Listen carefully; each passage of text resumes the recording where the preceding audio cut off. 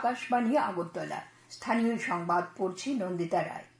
প্রধানমন্ত্রী নরেন্দ্র মোদী আজ সকাল 11টায় আকাশবাণীর মন কি বাত অনুষ্ঠানে দেশ বিদেশের জনগণের সঙ্গে মত বিনিময় করবেন।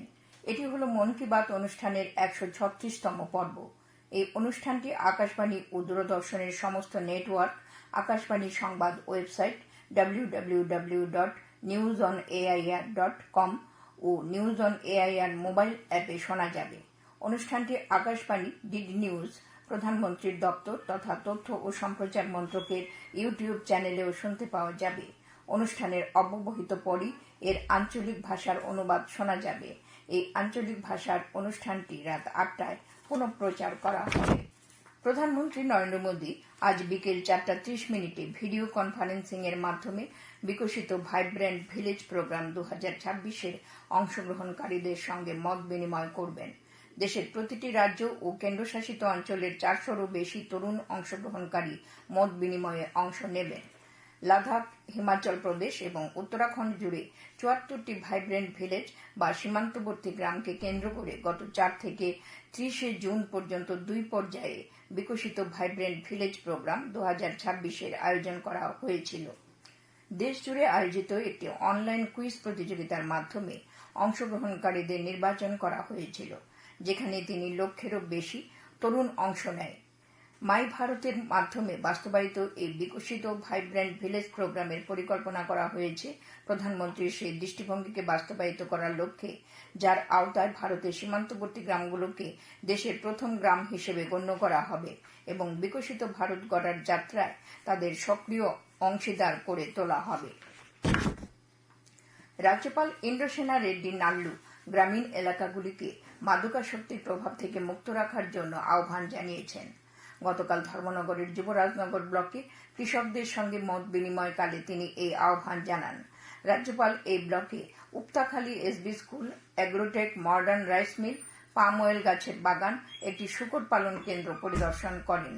পরে ধর্মনগরের পুরনো জেল প্রাঙ্গণে জেল ক্যাফেও পরিদর্শন করেন। উপতাখালী এসবি স্কুলে রাজ্যপাল ছাত্রছাত্রী, শিক্ষক শিক্ষিকা এবং এলাকাবাসীদের সঙ্গে পঠন পাঠনের বিষয়ে খোঁজ খবর নেন। এরপর রাজ্যপাল শ্রীপুর গ্রাম পঞ্চায়েতে অবস্থিত অ্যাগ্রোটেক, মডার্ন রাইস মিল ও একটি পাম অয়েল গাছের বাগানও পরিদর্শন করেন। রাজ্যপালের সঙ্গে ছিলেন বিধায়ক জহর চক্রবর্তী, যাদবলাল নাথ প্রমুখ। লামডিং বদরপুর সেকশনের নিউ হারাঙ্গাজাও স্টেশনের কাছে রেললাইনের নিচের মাটি বসে যাওয়ায় আগরতলা থেকে দূরপাল্লার ট্রেন চলাচলের উপর প্রভাব পড়েছে। উত্তর পূর্ব রেলের মুখ্য জনসংযোগ আধিকারিক কপিঞ্জল কিশোর শর্মা জানিয়েছেন, যাত্রীদের নিরাপত্তার স্বার্থে আপাতত রেল লাইনের ওই অংশে আজ রাত 7টা থেকে ভোর 5টা পর্যন্ত সমস্ত যাত্রীবাহী ট্রেন চলাচল স্থগিত রাখা হয়েছে। এই কারণে আগরতলা থেকে এবং বহির্রাজ্য থেকে আগরতলাগামী বেশ কয়েকটি ট্রেনের সময়সূচিতে পরিবর্তন করা হয়েছে। আজ কার্গিল বিজয় দিবস। পাকিস্তানের বিরুদ্ধে ভারতের বিজয়কে স্মরণীয় করে রাখতে প্রতি বছর 26শে জুলাই কার্গিল বিজয় দিবস পালন করা হয়। আজ প্রতিরক্ষা মন্ত্রী রাজনাথ সিং কার্গিল বিজয় দিবসের মূল স্মারক অনুষ্ঠানে অংশ নেবেন। কার্গিল বিজয় দিবসের 27তম বর্ষপূর্তি উপলক্ষে লাদাখের দ্রাসে গতকাল 2 দিনব্যাপী স্মারক অনুষ্ঠানের সূচনা হয়েছে। সেখানে যুদ্ধ স্মরণ কর্মসূচির মাধ্যমে 1999 সালের কার্গিল যুদ্ধে সর্বোচ্চ আত্মত্যাগকারী বীর শহীদদের প্রতি শ্রদ্ধা নিবেদন করা হয়। তপশিলি জাতি কল্যাণ দপ্তরের মন্ত্রী সুধাংশু দাসের উপস্থিতিতে গতকাল ঊনকোটি জেলার ফটিকরায় দ্বাদশ শ্রেণী বিদ্যালয়ের পরিচালন কমিটি ও শিক্ষক শিক্ষিকাদের নিয়ে এক বৈঠক অনুষ্ঠিত হয়। বিদ্যালয়ের সার্বিক বিকাশ, শিক্ষার্থীদের পড়াশোনার মানোন্নয়ন ইত্যাদি বিষয়ে আলোচনা ও মত বিনিময় করা হয়। উপস্থিত ছিলেন পরিচালন কমিটির চেয়ারম্যান নীলকান্ত সিংহ, বিদ্যালয়ের প্রধান শিক্ষক কৃষ্ণরঞ্জন পাল প্রমুখ। খেলার খবর।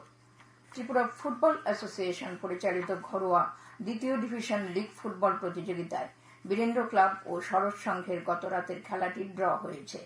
উমাকান্ত মিনি স্টেডিয়ামে নৈশালুকে অনুষ্ঠিত খেলাটি গোলশূন্যভাবে শেষ হয়, ফলে উভয় দল পয়েন্ট ভাগ করে। আবহাওয়ার খবর। আবহাওয়ার পূর্বাভাসে জানানো হয়েছে, আকাশ প্রধানত মেঘলা থাকবে। রাজ্যের বিভিন্ন স্থানে হালকা থেকে মাঝারি ধরনের বৃষ্টিপাতের সম্ভাবনা রয়েছে।